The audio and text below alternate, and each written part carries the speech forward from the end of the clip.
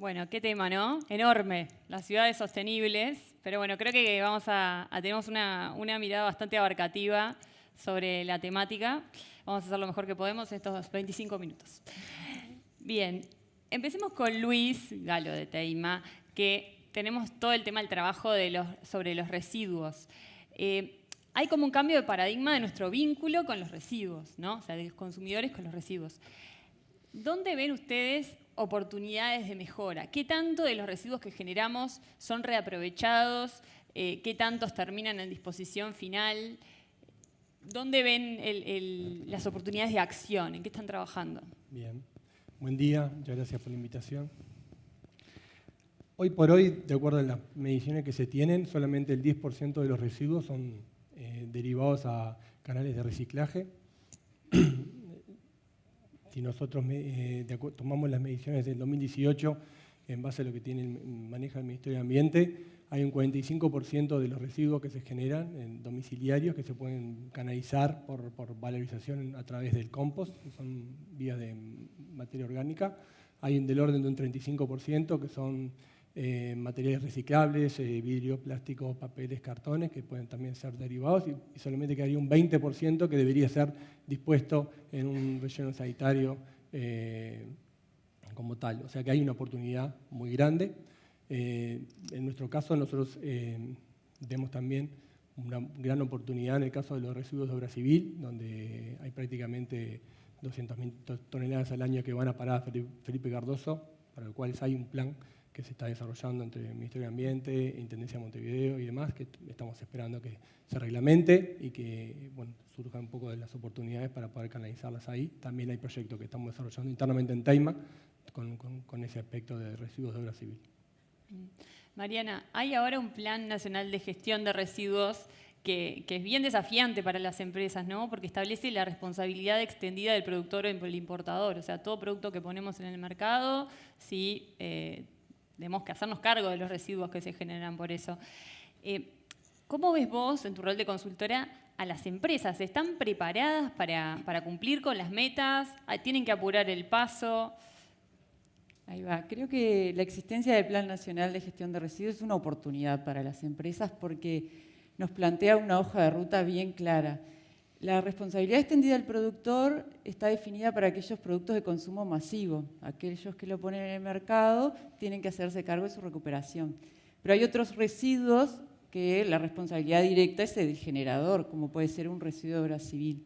Entonces, este plan plantea una hoja de ruta con metas claras de corto y mediano plazo y plantea posibles vías de solución. Y entonces no solo pensar en la disposición final, sino trabajar aguas arriba. Y ahí plantea planes de acción, por ejemplo, y acá tomando el tema de economía circular, el Plan Nacional integra los conceptos y las estrategias de economía circular en muchas de las corrientes, y entonces en el sector de obra civil se plantea cómo reincorporar residuos de obra, cómo trabajar en su reincorporación, cómo disminuir la generación, esto con metas claras. Entonces, podemos hablar de otros sectores como los alimentos, ¿no? Disminuir las pérdidas y desperdicios de alimentos, todo con una mirada de cadena de valor, ¿no? Porque el residuo es el final de tubería. Bueno, todos los intervinientes, entonces tomar mejores decisiones. Entonces, creo que las empresas, sí, si bien uno podría decir estas metas desafiantes hay que acelerar, están las condiciones dadas, porque tenemos el tener el marco regulatorio, el marco normativo, creo que apoya y como digo, hay planes de acción que hay que sumarse. Entonces, quiero creer que cada vez más empresas están preparadas y desde la experiencia de reacción hay una avidez de esta. Recién se mencionaba de que tenemos que desaprender y aprender a hacer las cosas de otra manera. Y bueno, en este concepto de que venimos transicionando o acostumbrados al modelo lineal de usa y tire, la economía circular nos plantea esa oportunidad de mirar de nuevo y tomar conciencia de que hay ciertos recursos que son bien escasos y que es posible que se terminen, ¿no? Y entonces, así como acá estamos transitando una sequía y vemos la importancia de tener disponibilidad de agua, y hay una analogía a otros recursos, sean los áridos, sean los metales, si seguimos haciendo las cosas de esta manera, se nos vienen otras sequías. Entonces, la oportunidad para prepararnos y que, entonces, sí, creo que las empresas están entendiendo que hay que hacer las cosas de otra manera. Está el concepto de economía circular implícito. Sofía, me gustaría preguntarte a ti, que venís en representación de Arcos Dorados, una empresa que tiene una presencia muy fuerte en Uruguay, en América Latina, en el sector de restaurantes, con McDonald's. ¿De qué manera trabajan justamente con todo ese volumen de alimentos y bueno, también hay recipientes descartables que se usan en el proceso y ustedes vienen trabajando en eso? ¿Cómo lo hacen? O sea, ¿qué trabajo de desarrollo, investigación e innovación hay detrás para poder asegurar esa economía circular? Bien. Nosotros trabajamos con lo que llamamos la receta del futuro, que es la estrategia social y ambiental, que es un poco lo que vamos a hablar hoy, y es el foco de todos nuestros valores. En esa receta del futuro tenemos 6 pilares. Tenemos abastecimiento sustentable, entonces ahí toda la importancia de nuestros proveedores, de cómo explotan esas materias primas, de cómo lo hacen no solo a nivel de calidad y inocuidad, que capaz que es lo que el público conoce más, sino también que lo haga de manera responsable. No sé si en el auditorio tal vez hay algún proveedor nuestro, sabe un poco cómo es esa historia para ser proveedor de McDonald's y cómo tenemos que trabajar a nivel de recursos. La carne, por ejemplo, que esté libre de deforestación, el café que tiene certificación de Rainforest Alliance, los empaques que un poco vos comentabas, que por supuesto que además de la comida, el empaque acompaña esa comida. No solo la certificación a nivel de bosques de conservación, sino también nosotros de cómo lo diseñamos, ¿no? La economía circular justamente busca desde el diseño, desde el inicio, bueno, primero poder reducir y ver todo el ciclo de vida de ese producto. Entonces, en esa estrategia buscamos la materia prima, cómo lo hacemos, ¿no? Y también el final de vida y cómo lo podemos separar para articular con toda la cadena de valor a llegar a una disposición final, que un poco es lo que comentaba Luis. La importancia acá también de qué perciben los clientes y qué no. Hay mucho trabajo atrás y también hay experiencias que las vive el cliente. No sé si recuerdan, en 2018, por ejemplo, se eliminó el sorbito de plástico, que era bastante disruptivo y el cliente le podía chocar un poco. Hoy es ley, gracias también a estas resoluciones del Ministerio. Entonces, bueno, el cliente lo vive, lo presencia día a día con algunas acciones y también hay todo un trabajo de la cadena de valor muy importante de proveedores y de los colaboradores. Hablemos ahora con Federico de Electromovilidad. Sos gerente general de Magna Motors acá en Uruguay, pero tenés gran trayectoria junto a la marca BMW, y venís de México, donde estaba en la oficina regional, así que tenés una mirada bastante amplia de la región. ¿Cuál es tu evaluación sobre la electromovilidad en las principales ciudades de Uruguay, Montevideo o alguna otra que quieras manejar, en comparación con otras ciudades de Uruguay? ¿Están dadas, de la región, están dadas las condiciones? ¿En qué falta avanzar? ¿Cuál es tu análisis?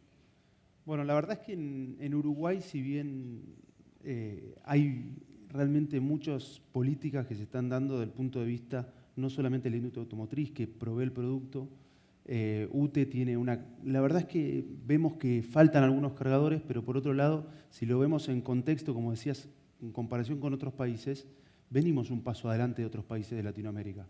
Si lo queremos comparar en Latinoamérica en general, Costa Rica, Uruguay son los que pican en punta y creo que nosotros eso lo tenemos que de alguna manera valorar. Si bien no estamos donde queremos estar en Uruguay, creo que hay oportunidades grandes como para que podamos seguir avanzando. Realmente no hay muchos países donde se vea que la parte pública está soportando esta migración de la mano de la parte privada y nosotros como privados nos toca acompañarlos con inversión que estamos haciendo, creo que en prácticamente todas las empresas se está haciendo mucha inversión en industria automotriz. Y después uno de los temas que tiene esto, la electromovilidad, es que es un ecosistema, ¿sí? Y creo que ahí es donde hay algunos pasitos para dar. Por ejemplo, hoy no vemos regulaciones profundas en el tema de construcción. Hoy se construyen los edificios nuevos y no vemos que haya cargadores, más allá que la demanda ya los está empujando, pero no hay reglamentaciones específicas para esto. Por otro lado, la velocidad en la que se están dando las cosas también nos hace pensar realmente sí el gobierno va a poder con toda la parte de infraestructura, y creo que ahí se han dado pasos muy interesantes ya en algunas empresas privadas que están pensando en invertir en infraestructura. Entonces yo creo que en líneas generales se han dado muchas cosas. En cuanto a números, el crecimiento el año pasado fue muy fuerte de la electrificación. En nuestro caso, BMW, hemos vendido más de 30% de nuestros autos con algún nivel de electrificación. Y después está el siguiente paso, de empezar a pensar si nosotros queremos un auto totalmente eléctrico o con un auto híbrido nos es suficiente. Y creo que Uruguay o Montevideo en esto es bien particular. Nosotros no necesitamos de 200, 500, 700 kilómetros de autonomía para moverte durante el día. Claro. Hay otras ciudades grandes, como México, por ejemplo, hay mucha gente que vive a 50 kilómetros de la casa, y es mucha gente. Entonces, ahí sí necesitas una autonomía de 50 kilómetros para ir, 50 kilómetros para volver, pero ¿quién acá en Uruguay, en Montevideo, hace más de 40 kilómetros por día, 50 kilómetros por día? Realmente no. Entonces, ahí es donde también tenemos que darle al cliente, al usuario, el poder de elegir. Y bueno, algunos van a elegir el auto eléctrico porque están convencidos, porque su modo de vida lo permite, y hay otros que por ahí con el auto híbrido les es más que suficiente. Entonces, creo que se está yendo muy bien. Uruguay es pionero en esto. Creo también con el tema del hidrógeno verde va a seguir siéndolo, porque venimos acostumbrados a que era nafta, diésel, y no había más nada. Y ahora va a ser nafta, diésel, híbrido, eléctrico, hidrógeno, y eso va a seguir conviviendo. Y sobre todo en Latinoamérica, en donde no vamos a tener una infraestructura en 5 o 10 años, como plantean algunos, como para que podamos prescindir totalmente del combustible. Entonces, y tenemos que pensar en también distintos segmentos. Quizá en los autos nos podemos adaptar de alguna manera, pero ¿y el transporte? El camión que viene de Brasil a Uruguay con X producto. Entonces es realmente amplio, pero creo que en Uruguay estamos muy bien parados para poder enfrentarlo. Va a seguir creciendo y creo que todos lo vamos a ir viendo, y me imagino que acá más de uno debe tener algún amigo, conocido, familiar que ya tiene un auto electrificado, y eso ya es un paso muy grande porque nos cambia un poquito el setmind. Sí, hablabas de esto de la matriz energética, y justamente quería preguntarle a Luis sobre cómo ven esta nueva propuesta que está impulsando el gobierno, este nuevo proyecto del hidrógeno verde. Recién me hablas del hidrógeno. ¿Qué están trabajando en concreto en el área de energía de Teima? ¿Son suficientes los incentivos? ¿En qué fase están dentro de la empresa tomando este nuevo escenario de matriz energética con más peso en las renovables? Bien, la empresa viene avanzando a medida que avanza el resto del mundo, incluso el país. Es muy saludable la ruta de hidrógeno verde que ha definido el año pasado el Ministerio de Industria, e incluso el intercambio que se ha tenido en Europa con misiones empresariales, tanto en Alemania como en Holanda. Entonces se está viendo el puerto de Rotterdam como la vía de entrada para el hidrógeno verde que se va a ir generando en otras latitudes. En particular nosotros tenemos un equipo que está dispuesto ya de hace un par de años a trabajar en esto. Casi que hemos reeditado el equipo que ha trabajado en la primera transición energética, desarrollando los primeros parques fotovoltaicos y eólicos en Uruguay. Ahora estamos caminando.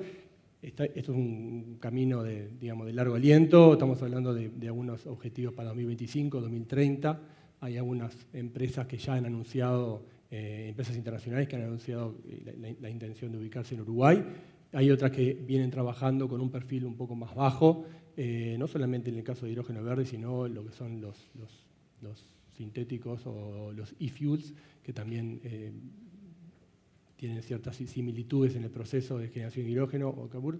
En este caso nosotros lo que estamos trabajando también junto con el gobierno en algunas comisiones de la industria para tratar de encontrar las exoneraciones que hagan que el Uruguay sea atractivo para recalar todo ese tipo de inversiones. O sea, estamos en un momento en el cual tenemos un muy buen alto nivel de reputación, tenemos condiciones geográficas que son muy buenas, aquí hay buenas condiciones solares, eólicas, hay una disposición de agua importante con una cuenca natural.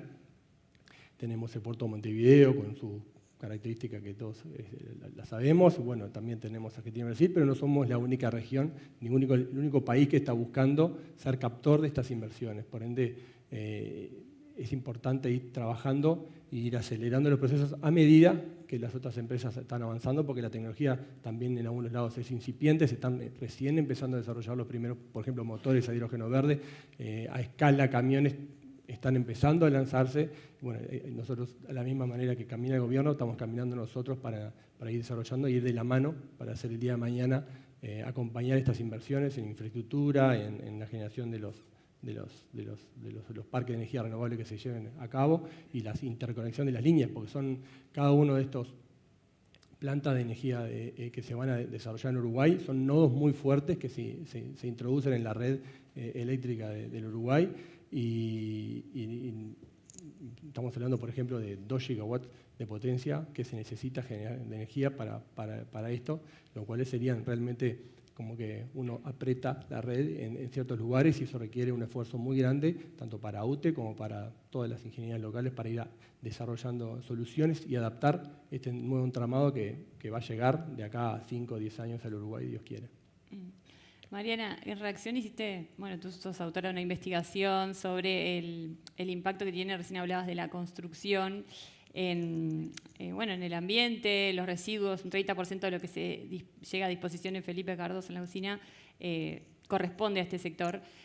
Quisiera capaz para como que se llevaran algo bien concreto y bien práctico, puedas contar qué soluciones tecnológicas o qué específico tenemos, qué indicadores tenemos que tener para cambiar ese quehacer cotidiano. Puede ser en la construcción o puede ser también en otros sectores, para que las decisiones impliquen una mayor conciencia y se pueda avanzar rápidamente. O sea, me quiero poner a tiro, ¿cómo hago? Ahí va. Creo que lo mejor, todos sabemos que para la toma de decisiones lo mejor es generar información. Nosotros en Reacción nos caracterizamos por eso, por llegar y acompañar a una empresa y lo primero es ver dónde estamos. Ahí tenemos algunas invenciones que nos ponen muy orgullosas. Por ejemplo, inventamos una balanza inteligente que monitorea cuánto residuo se genera de cada fracción y está aplicado a restaurantes o a residuos de obra. Y lo primero es ver dónde estamos parados. Entonces, eso te permite a la hora de, y pensando en residuos, decir, bueno, ¿qué tipo de residuo tengo y cuál es el mejor destino? Eso por un lado es el primer pensamiento, pero en realidad el cero es, ¿por qué estoy generando esto? ¿Qué estoy tirando? Porque todos los residuos son recursos. Y entonces ahí el medir e identificar por qué hay procesos que están inadecuados, ineficientes, que están descartando. Entonces, en nuestra metodología es esa, hablamos del discurso a la acción. ¿Por qué? Porque desde el papel, desde la ingeniería diseñamos planes, pero después hay que implementarlos. Entonces, acompañamos ese proceso de implementación, de llevarlo a cabo con todas las dificultades que aparecen porque estamos cambiando los modos de hacer las cosas. Y en eso siempre hay personas, como se mencionaba hoy, involucradas. Entonces, desde las personas que toman decisión o desde el peón que está moviendo el escombro en obra, toda esa cadena hay que interiorizarla y para lograr el cambio estamos convencidas de que tenemos que entender las consecuencias y entender lo que estamos haciendo para comprometernos a hacerlo de otra manera. Y entonces por ahí van las recomendaciones de medir e identificar qué es lo importante, porque actuar en todo a la vez no podemos. Entonces eso, bueno, ¿dónde está mi mayor, desde el punto de vista ambiental, mayor impacto? Hablo de efluentes, hablo de generación de emisiones a la atmósfera o gases de efecto invernadero, hablo de residuos. Entonces ahí identificar eso nos ayuda a planificar y por dónde empezar. Y no quiero dejar de mencionar que hoy al principio se hablaba de cambio climático y hay veces que nos queda muy lejos, ¿no? Pero hablar de cambio climático y hablar de economía circular es una alianza, porque en todas las cadenas de valor tenemos transportes, tenemos logísticas, y entonces cuando hablamos de descarbonizar, hablamos de mover las cargas de otra manera con menores emisiones. Cuando hablamos de generación de residuos orgánicos, una cosa es que vaya a relleno sanitario y genere emisiones, gases de efecto invernadero, otra cosa que vaya a compostaje y no los produzca. Entonces, y Uruguay tiene su meta de ser carbono neutral para el 2050, entonces hay que unir esfuerzos para llegar a eso. Y pensamos en residencias, y tú hablabas de cómo no se están diseñando para que tengan un cargador, y en Uruguay los primeros emisores de gas de efecto invernadero son el transporte, después le sigue la industria del cemento, cómo pensamos en producir infraestructuras, y por allá en el tercer, cuarto lugar aparecen las residencias, donde la base de la generación de gases de efecto invernadero es el gas usado para la calefacción y cocción. Y entonces me pregunto, ¿cómo estamos diseñando las residencias de hoy para que sean carbono neutral? Entonces, pensar en el mañana, pero desde el accionar de hoy. Entonces, sí, ahí un poco se están alineando, porque recién hablabas de eso, del diseño de las viviendas, si tienen el cargador o si se diseñan con una calefacción que no es... Bueno, a ver, en el caso de Arcos Dorados, tienen, como recién mencionabas, el caso de los orbitos, que bueno, en 2018 se tomó esa decisión, pero hay muchas medidas que también se toman para el aprovechamiento de los recursos, el agua, no sé, el aceite de las cocinas. Contanos de qué manera, o sea, lo hacen, o sea, dame como varios ejemplitos para que se lleven bien prácticos todos los asistentes, y de qué manera, o sea, las empresas pueden ser pioneras y no hay que esperar a la regulación en que nos venga a decir esto no se hace, sino que hay pequeñas medidas que pueden ayudar a aprovechar mejor el agua, aprovechar mejor los residuos en general. Bueno, el aceite, empezamos por el aceite, que tal vez es más viejo conocido, porque lo venimos haciendo hace mucho tiempo, del aceite usado de frituras, que es una etapa que hay que hacer en el proceso, poder reutilizarlo, reciclarlo para biodiesel, ¿no? Eso lo hacemos hace muchos años, pero también lo que hemos avanzado en el último año es, bueno, cómo lo hacemos, y un poco a nivel de transporte, poder utilizar nuestra logística reversa. ¿Qué significa eso? Nosotros a todos los restaurantes les tenemos que llevar comida, papel, insumos, determinadas cosas que van consolidados hoy en día con una empresa logística y se entrega a cada restaurante. Bueno, utilizar esa ruta de retorno, que a priori estaría vacía, poder tener algún compartimiento especial para retirar ese aceite. Antes lo hacíamos específicamente, se iba con un camión. Ahora podemos consolidar la ruta y utilizar esa logística reversa, que eso la verdad que es súper importante y también innovador poder usar todas las logísticas reversas si pensamos en los movimientos que hacemos de mercadería en una cadena de valor, ¿no? Y a nivel del agua, también, bueno, vos mencionabas, tenemos dos acciones, lo que puede ser recolectar el agua de condensación de los aires acondicionados. ¿Y en qué la usamos? Bueno, la podemos usar en riego, la podemos usar en tareas de limpieza, y un paso más es poder recolectar agua de lluvia para usar en sanitarios que tenemos mayor volumen. Esos ejemplos en Uruguay lo pueden ver en 50% de los restaurantes, y el tema y la recolección de lluvia, por ejemplo, en el local de Car One, que es el primer restaurante sustentable de Uruguay, porque tiene 25 iniciativas. Los demás restaurantes cuentan con una serie de iniciativas. Queremos llegar a las 25 iniciativas en todos los restaurantes, y el compromiso es cada restaurante que se abre poder tener la mayor cantidad de estas acciones. Pero bueno, también un poco no quería dejar pasar, relacionado con la construcción, la importancia del diseño, ¿no?, de ese restaurante, y por eso ahí está ligada a las iniciativas, de qué materiales, cómo lo aislamos, cómo lo pensamos desde el origen. Eso es lo que nos invita un poco la economía circular, pensarlo desde cero todo el circuito. Bueno, vamos a ir cerrando con una última pregunta para Federico, porque ya nos queda poco tiempo, pero también hay un gran tema referido a la electromovilidad, que son los recursos con los cuales se hacen las baterías, ¿no? Pues más allá del combustible está el recurso, el litio, o sea, yo no entiendo mucho, sabemos que yo de eso, pero de alguna manera, ¿cómo están trabajando las automotrices para no terminar también presos de lo que ya nos pasó con el petróleo, pero en la fabricación de vehículos? Y, o sea, ¿cuál es la hoja de ruta de BMW en este capítulo en particular? Bueno, en eso BMW es muy claro. El poder se lo vamos a dar al cliente. Nosotros no le vamos a decir qué tiene que comprar, si es híbrido, si es eléctrico, si es de combustión. Pero bueno, creo que el siguiente paso es el hidrógeno. Lo mencionaba antes y creo que Uruguay está muy bien parado en eso.